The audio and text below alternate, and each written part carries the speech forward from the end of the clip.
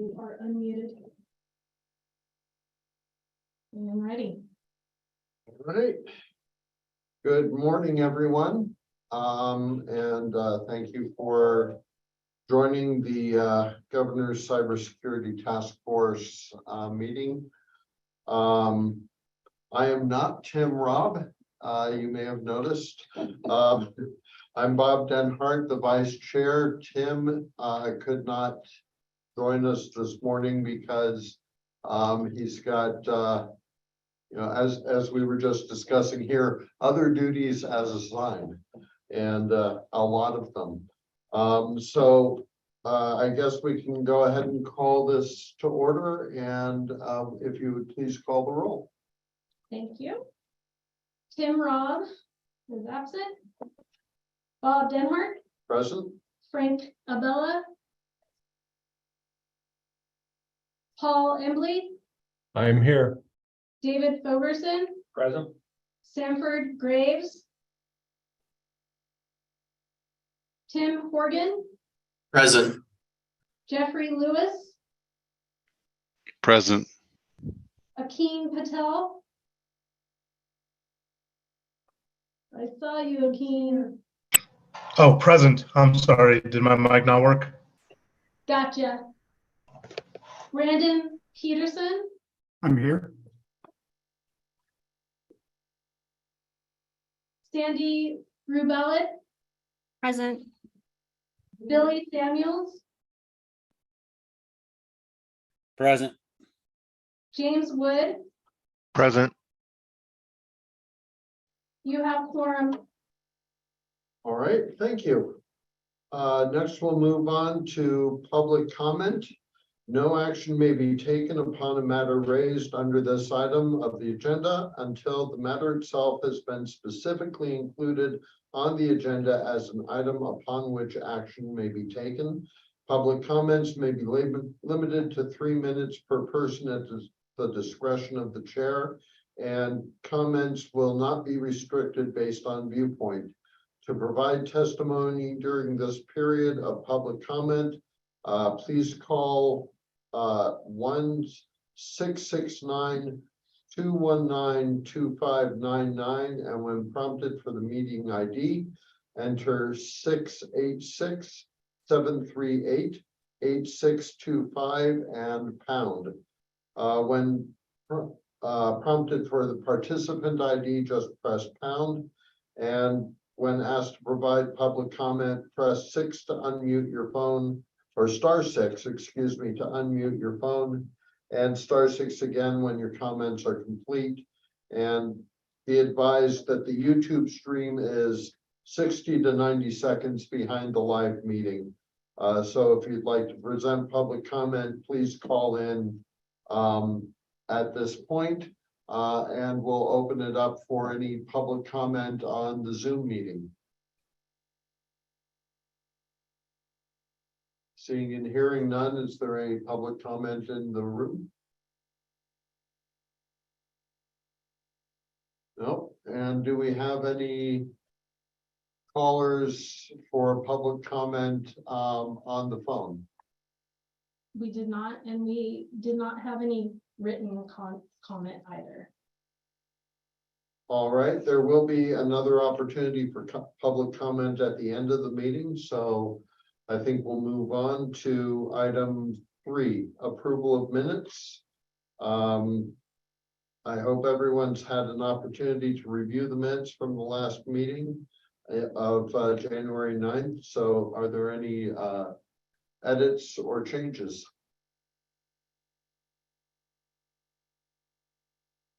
Chair Dave Fogerson, move approval. We have a motion to approve. Can I get a second? I'll second. All right, the second from Sandy. All in favor, please say aye or raise your hand in the meeting or signify otherwise. Aye. Aye. Any opposed? All right, the minutes are approved. We'll move on to item 4, Nevada Cybersecurity Grant. Sharon Luce and Amanda Jackson, the floor is yours. Good morning. This is Sharon Luce for the record for the Division of Emergency Management.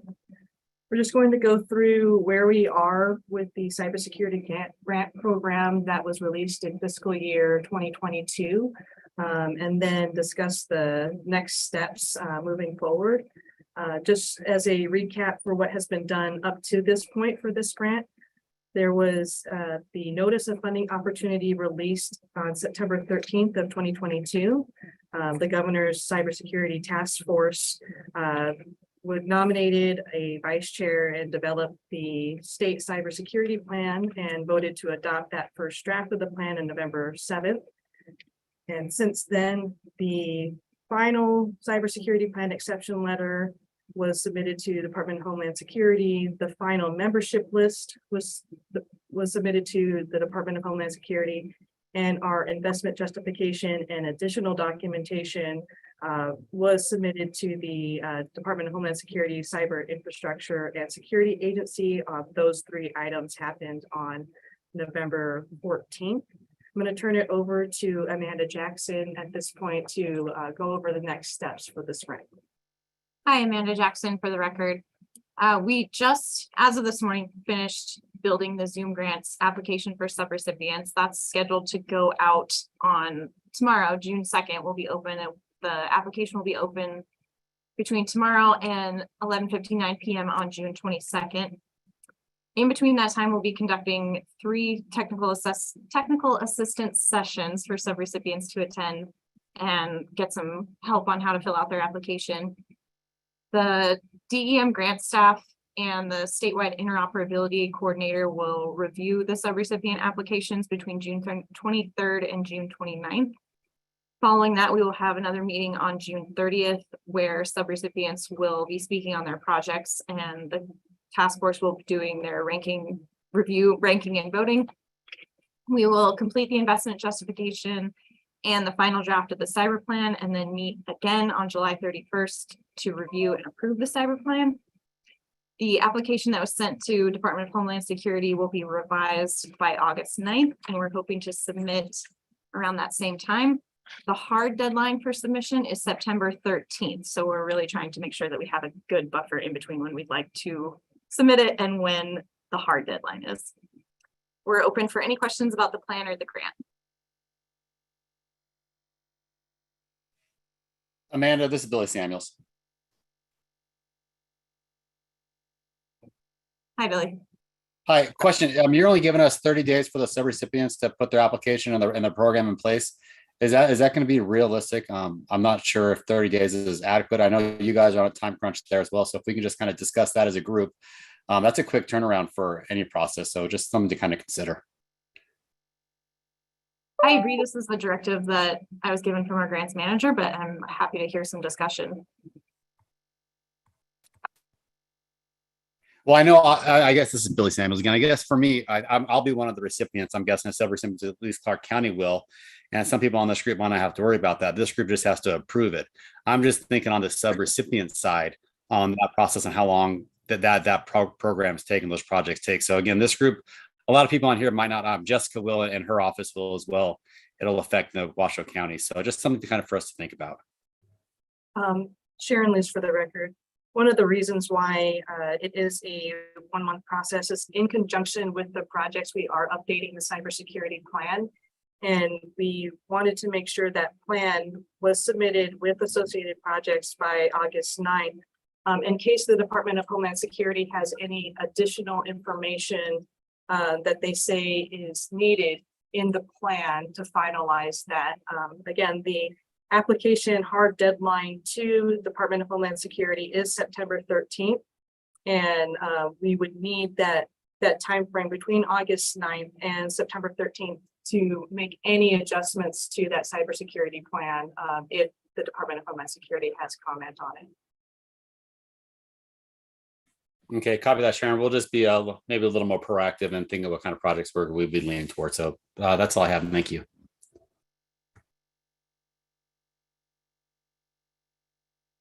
Good morning. This is Tim Horgan from Secretary of State for the record. Has any messaging gone out yet to subrecipients or anticipated subrecipients? Amanda Jackson for the record. We plan on releasing a bulletin today that will include the link to the application and will also include the links to the technical assistance webinars. We are also, because of the time frame and things that are going on within the Division of Emergency Management, we'll be releasing the technical assistance slides for subrecipient review prior to the technical assistance webinars. We're hoping that this will give everybody an opportunity to review them, formulate their questions, and then can come to us the week of the 12th when the first webinar happens, ready to go. Thank you.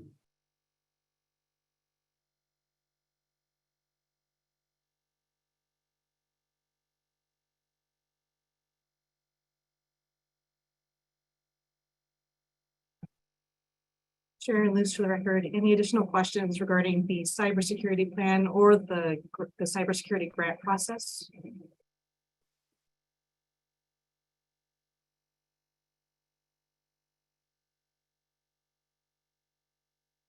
All right, so I'm not seeing any. This concludes our portion of the agenda item. All right, thank you very much. We will move on then to agenda item 5, which is discussion and for possible action. Review of the cybersecurity capabilities assessment for the current draft for state and local grant programs assessments. And this is to determine whether to approve it as it's written or to alter it. I understand, Shireen, there have been some questions that have come in on this. Not, And I believe we received an email from a member, and I think Sharon could probably answer that question best and help us out with that. Sharon Lynch for the record. The capabilities assessment is needed to complete the cybersecurity plan. This task force is open to providing a description of each plan element. There are 16 plan elements, and then this task force can select a capability level as either foundational, meaning that you have something, if you don't have anything in place or you have something very limited in place, fundamental as the basic, intermediary, and advanced. The column that says project numbers and for assessor are to be completed at a later time when we have projects. This is to provide us with the baseline so that we know what elements need to be prioritized for projects in the future. All right, thank you. And I apologize for confusing Sharon and Shireen. Sorry about that.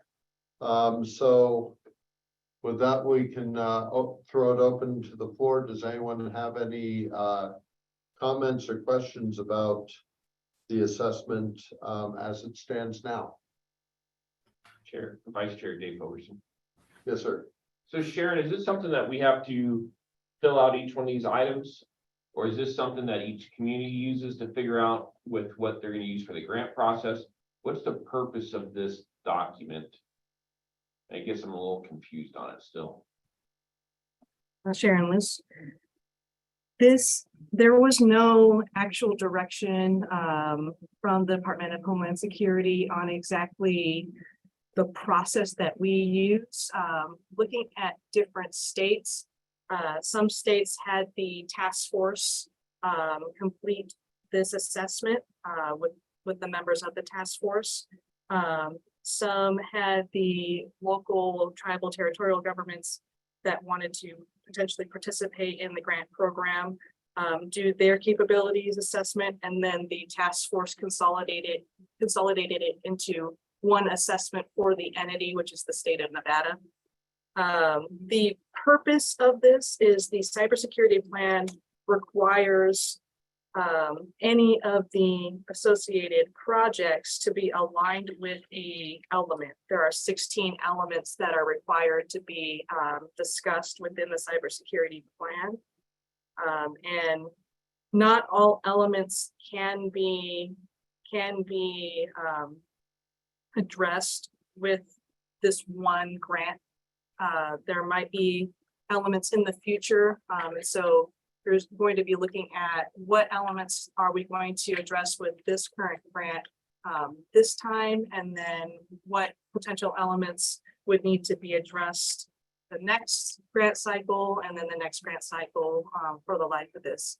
And so right now, we don't have a capabilities assessment to set a understanding of what priority these elements are for us. So we need to identify which elements of the 16 listed are the priority for this current grant cycle. There will be a fiscal year 23 grant cycle, fiscal year 24 grant cycle, and identify which elements might be prioritized in those later opportunities for funding.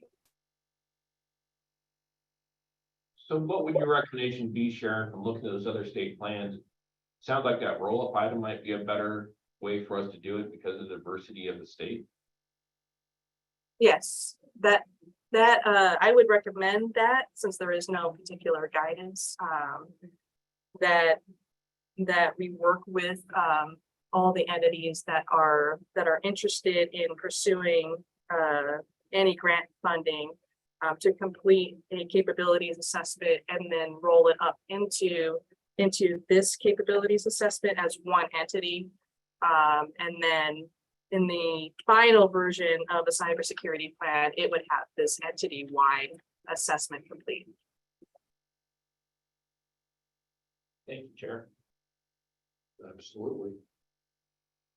Any other questions or comments? This is Billy Samuels. I'd make a motion to approve this, but us also having the latitude of this task force to be able to make any adjustments and changes as we see moving forward.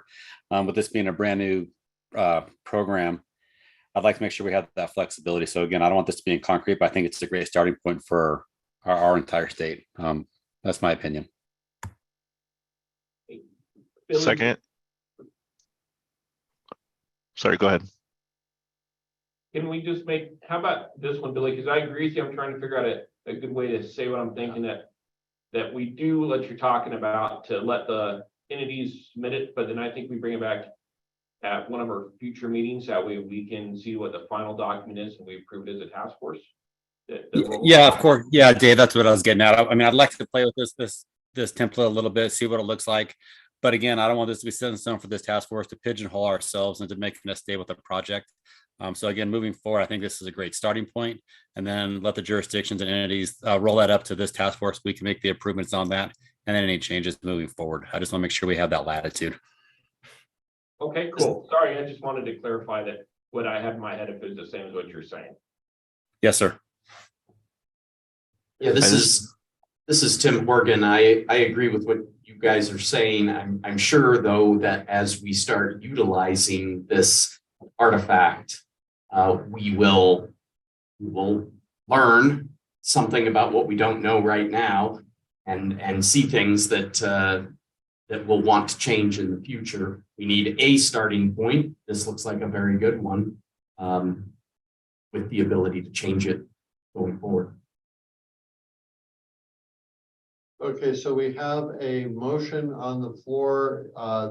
After the discussion on the motion, is the second still comfortable Yes. with it? Yeah. Okay.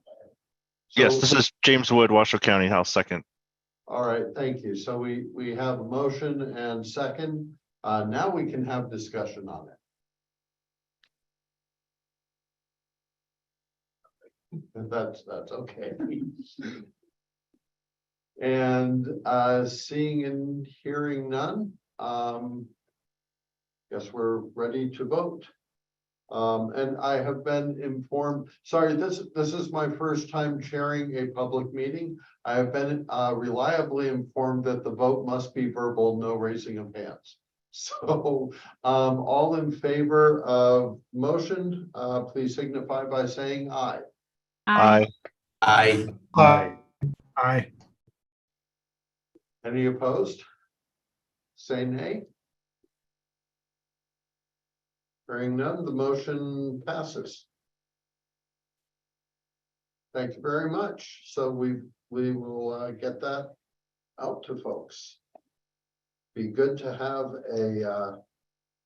an idea statewide of where we stand. I think that's something that is vital and has been lacking. So thank you all for that.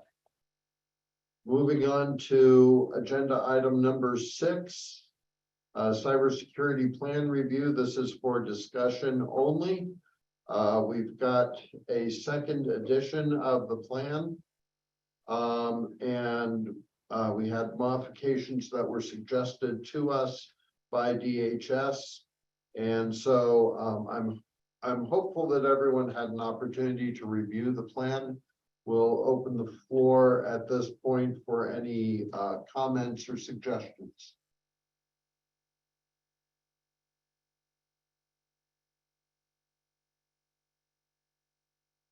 Why do I feel like a teacher who just called for a book report and no one did the reading? I think it looks great. Thank you.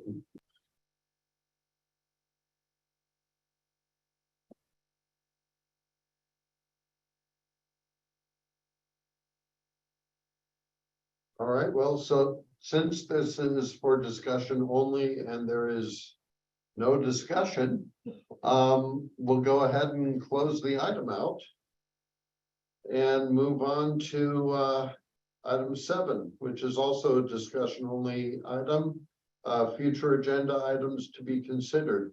So, this is an opportunity for members of the task force to make sure that we are on a good path and we're moving forward in a way that they want to see happen. So again, I will throw it open to the floor, or throw the floor open, I should say. Anyone that has a suggestion for future agenda items, please speak up.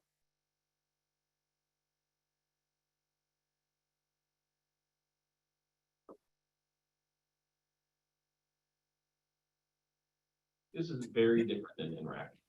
Yes, it sure is. Hey, Bob, this is Billy Samuels. I got a question. I really didn't pay attention when our next meeting is, but I think it should be fairly close to when the grants are about to close and when you guys have to submit to DHS. Or so, Shireen, when's our next meeting? Then I think we need to put the agenda item together on that. It is the 30th Of June. June 30th, and that's a Friday at 9 a.m. Copy that. Thank you. That's great. Appreciate it. Mhm. And Billy, it looks like we already have on that one, the idea to do project review, ranking and voting. So that way we can make recommendations to the state administrative agents on what to fund or what to seek funding for from DHS. Dave, so June 30th is when our applications don't have to be in until July 31st, correct? Sharon, can you help me out with that? Amanda Jackson for the record. Applications are due June 22nd by midnight. So that will give between the 23rd and the 29th for DEM staff to review that all the pieces of the application are there. The statewide interoperability coordinator can review the applications, and then they will be ready for review, ranking, and voting by the task force on the 30th. Okay, I'm sorry. So Amanda, the recipients have to have our applications in now by June 22nd. Is that correct? Correct. Okay, thank you. I didn't get that time frame. I must have missed that. I apologize. That's okay.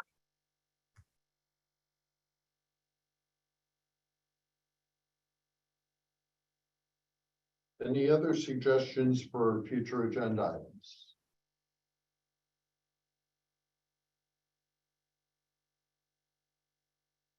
All right, seeing and hearing none, we'll move on to agenda item number 8. This is the second opportunity for public comment in this meeting. Again, no action may be taken on matter raised under this item until it's placed specifically on the agenda at a future meeting. At that time, we can take action if we choose to. Do we have any public comment on the Zoom call? Seeing and hearing none, any in the room? No. Nope, And do we have any on the phone? nope, we do not. This is stream. Okay, then I guess that closes out agenda item 8, and we move to agenda item 9. Can I get a motion to adjourn, please? Or we can stick around for a while. Billy Samuel, so moved. Dave Fullerton, second. All right, we have a motion and second to adjourn. All in favor, please say aye. Aye. Aye. Aye. Any opposed? All right, well, thank you very much, everyone. That closes out the meeting. Thank you.